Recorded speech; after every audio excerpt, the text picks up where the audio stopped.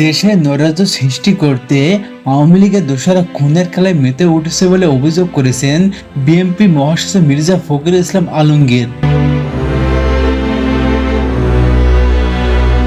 বুধবার 27 আগস্ট সংবাদ মাধ্যমে পাঠানো এক বিবৃতিতে অভিযোগ করে তিনি বলেন, গত মঙ্গলবার শরীয়তপুরে জাজিরা উপজেলায় বড়গান্ধী ইউনিয়ন বিএনপি যুগ্ম আহ্বায়ক ও বড়গান্ধী ইউনিয়ন কৃষক দলের সাবেক সভাপতি খবিরউদ্দিন সরকারকে হত্যা ঘটনায় গভীর উদ্বেগ প্রকাশ করে বিবৃতি দেন মির্জা ফখরুল।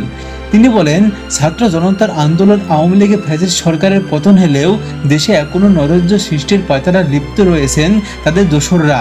তারা গভীর ষড়যন্ত্র মেতে উঠেছে। ষড়যন্ত্রকারীরা ছাত্র জনতার ঐতিহাসিক বিজয়কে কোনোভাবেই মেনে নিতে পারছেন না বলে বর্তমান ফ্যাসিবাদ মুক্ত পরিস্থিতি দেশব্যাপী খুন খারাপির মতো বৈশ্বিক রোমহর্ষক খেলায় মেতে উঠেছে। পশুর চেয়ে হিংসতা ও ভয়াবহ আওয়ামী লীগের দুঃশাসন থেকে জনগণ নিস্তার পেলেও দেশে এখনো পুরোপুরি নিরাপদ নয় বলে উল্লেখ করে তিনি বলেন, খুন খারাপির মাধ্যমে ঘাপটি মারা আওয়ামী লীগ দোসরকারীরা দেশকে অস্থিতিশীল করতে মরিয়া হয়ে উঠেছে। এ কারণে জনগণ সহ বিরোধী দলের নেতাকর্মীদের উপর হামলা চালিয়ে তাদের পৈশাচিক কায়দায় হত্যা করা হচ্ছে। গতকাল জাজিরা উপজেলার বড়গান্ধী ইউনিয়নের বিএনপির যোগ্য আহ্বায়ক বড়গান্ধী ইউনিয়ন কৃষক দলের সাবেক সভাপতি খবিরউদ্দিন সরকারকে নির্মমভাবে হত্যা করা ঘটনায় সেটিরই নির্মম বহিঃপ্রকাশ।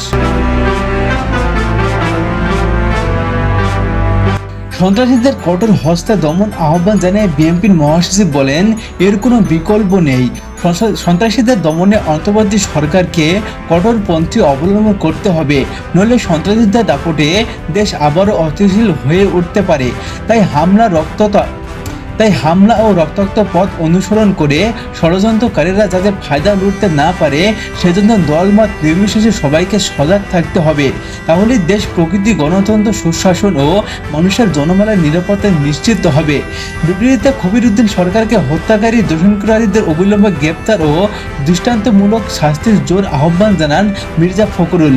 নিহতের আত্মার মাগফিরাত কামনা করে এবং শোকগত পরিবারের পরিজনের প্রতি গভীর সমবেদনা জানান তিনি।